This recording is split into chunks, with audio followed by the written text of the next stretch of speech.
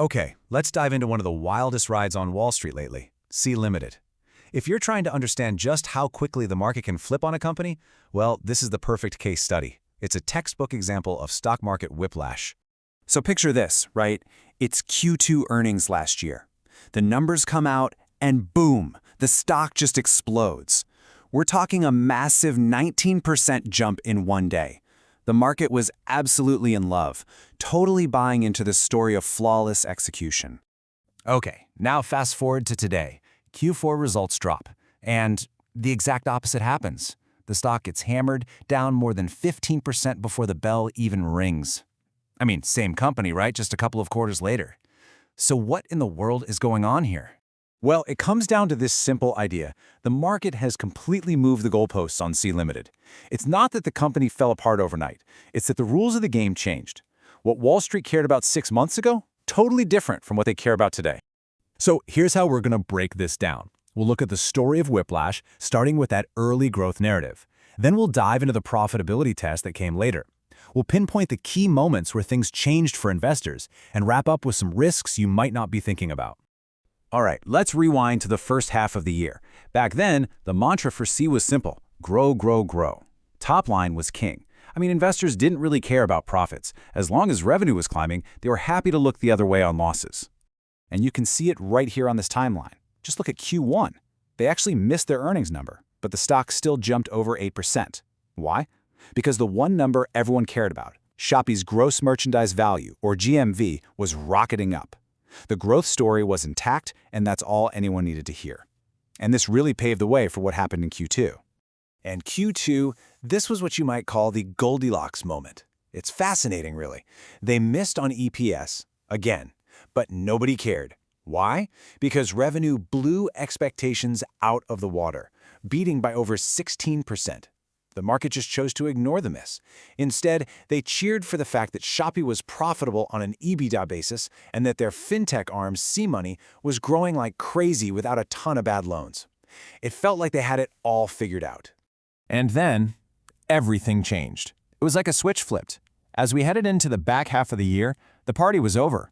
The market's patience ran out, and it was time for a major reality check. So, in Q3, this new term started floating around: defensive growth. And what that really means is that Sea had to start spending a ton of money, burning through their profits just to hold their ground. You had these absolute giants like TikTok Shop and Temu coming in super aggressively, and suddenly everyone realized that protecting their market share was going to be expensive, really expensive. And this right here, this is what really started to scare people. In their SeaMoney business, the money they had to put aside for loans that might go bad, that's the credit loss provision, it didn't just go up, it skyrocketed by 76%. That's way, way faster than the revenue was growing, which is a huge red flag. It signaled that risk was building up fast. And that brings us to today's Q4 numbers. Now, here's the crazy part. Their full-year profit was actually really good, but the market didn't care. They missed the Q4 earnings per share number by 21%, and the reaction was just brutal. All that optimism from earlier in the year? Gone. Poof. Now it is all about the bottom line, with zero room for error. Okay, so let's step back and put this all together. Why did the goalposts move so much? What were the big shifts that really changed the story for investors? It basically boils down to 3 key things. First, the whole way the stock is valued just changed. Second, everyone realized how incredibly expensive it is to defend their turf. And third, that fintech business, SeaMoney, started looking less like a secret weapon and more like a potential liability. So let's dig into that first point. Think of it like this. In the first half of the year, Sea was graded like a startup. All that mattered was user growth, revenue growth, just get bigger. But in the second half, the market suddenly started grading it like a blue-chip, mature company. All of a sudden, things like profit margins and earnings per share mattered a lot. It wasn't enough to just grow anymore, you had to grow profitably. And that brings us to the cost of that moat. I mean, the e-commerce battle in Southeast Asia and Latin America is just a straight-up war right now. The shrinking profit margins we saw tell us that Sea can't just keep growing its way out of trouble.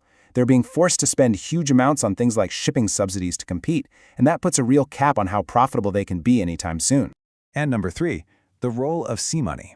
This used to be the golden child, the engine of growth.